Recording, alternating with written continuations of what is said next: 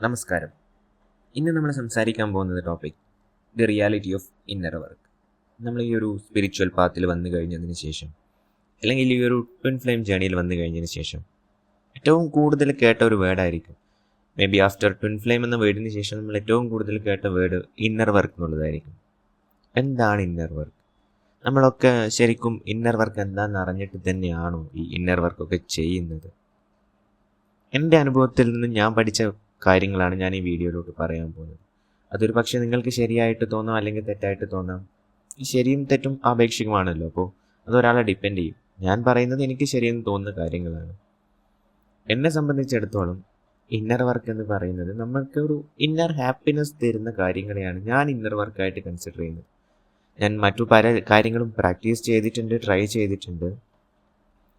നമ്മൾ യൂട്യൂബ് നോക്കിയാൽ പലരും പല കാര്യങ്ങൾ പറയും. പലത് രാവിലെ എഴുന്നേറ്റ് ഇത് ചെയ്യണം, അത് കഴിഞ്ഞ് ഇത് ചെയ്യണം, ഒരു സിലബസ് പോലെ പലരും പറഞ്ഞിട്ടുണ്ട്. അതേ ആൾക്കാർ തന്നെ മറ്റൊരു കാര്യവും പറഞ്ഞിട്ടുണ്ട്, നമ്മുടെ സോളിന് വേണ്ടത് ഫ്രീഡം ആണെന്ന്. ഈ ഫ്രീഡം ആഗ്രഹിക്കുന്ന നമ്മുടെ സോള് മറ്റൊരാൾ പ്രിപ്പയർ ചെയ്ത് തരുന്ന ഒരു സിലബസിനനുസരിച്ച് വർക്ക് ചെയ്യുന്നത് നിങ്ങൾക്ക് തോന്നുന്നുണ്ടോ?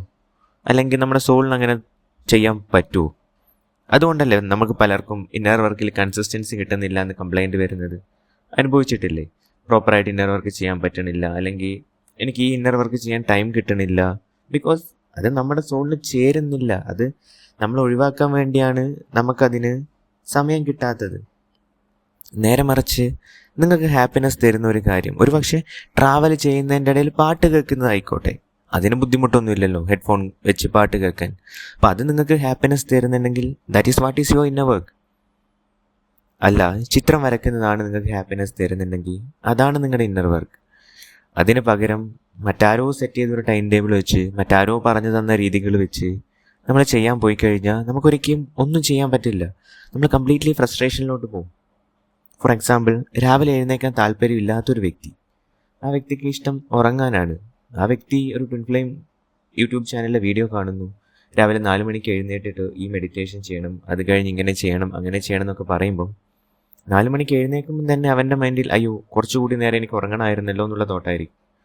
അതും കഴിഞ്ഞ് ഇതൊക്കെ അവൻ ചെയ്യുന്നതും ആ ഒരു ഹാഫ് മൈൻഡഡ് ആണ്. അങ്ങനെ ചെയ്ത ഉറക്കവും പോയി അവൻ്റെത്, ഈ ചെയ്ത കാര്യത്തിൻ്റെ റിസൾട്ടും ഉണ്ടാവില്ല.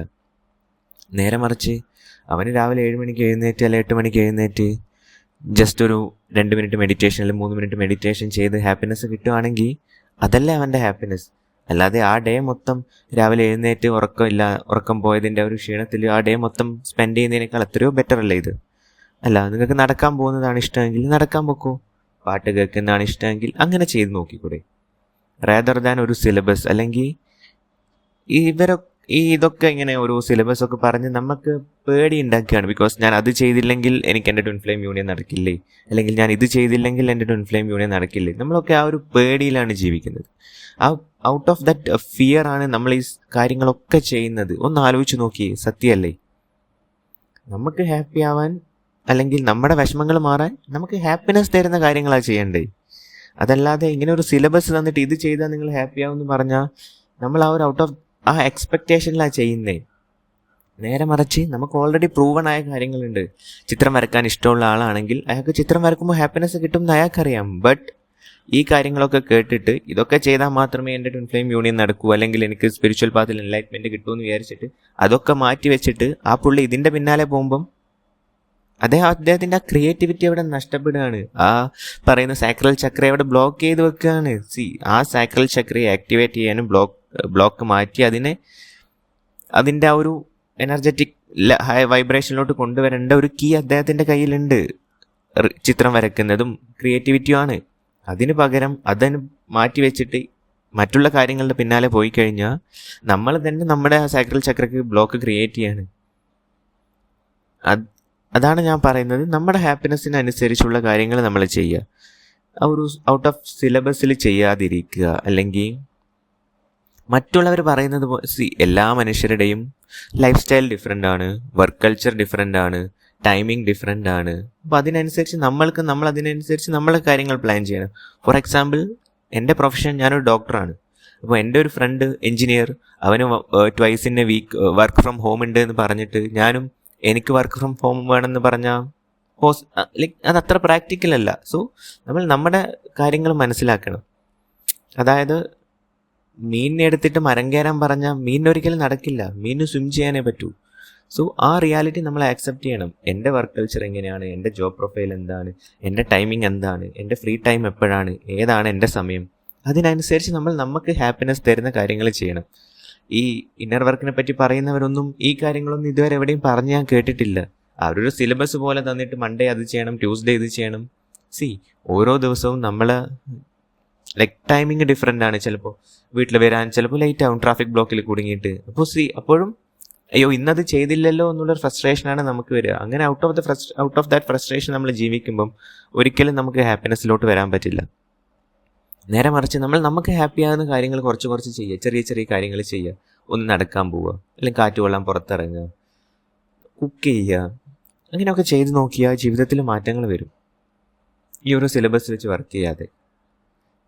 ഞാൻ കഴിഞ്ഞ വീഡിയോയിലും പറഞ്ഞ എക്സാമ്പിളാണ് ജേണി. നമ്മളൊരു കാർ ഡ്രൈവ് ചെയ്യാമെന്ന് വിചാരിക്കുക. ഈ ട്വിൻ ഫ്ലെയിം ജേണി ആയാലും സ്പിരിച്വൽ ജേണി ആയാലും കാറിൽ ട്രാവൽ ചെയ്യുന്നതിന് എല്ലാം ഒരു ജേണിയാണ്. ജേണി എന്ന വേർഡ് അതിലുണ്ട്. സോ അതുകൊണ്ടാണ് ഞാൻ അതിനെ ആ രീതിയിൽ കമ്പയർ ചെയ്യുന്നത്. ഞാൻ കാറിൽ കയറിയിരുന്ന ഞാൻ അഡ്ജസ്റ്റ് ചെയ്യുന്ന സീറ്റിംഗ് പൊസിഷൻ ആയിരിക്കില്ല മറ്റൊരാൾ ചെയ്യുക.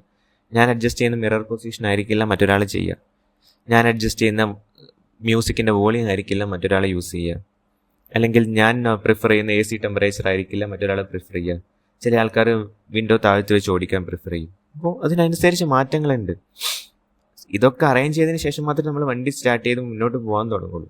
ഈവൻ ആ യാത്രയുടെ ഇടയിൽ നമ്മൾ AC കാര്യത്തിലും പാട്ടിൻ്റെ കാര്യത്തിലൊക്കെ ചേഞ്ചസ് വരുത്തും. അപ്പോൾ അങ്ങനെ ചേഞ്ചസ് വരുത്തി മുന്നോട്ട് പോകേണ്ട ഒരു കാര്യമാണ് ഈ ഇന്നർ വർക്ക്.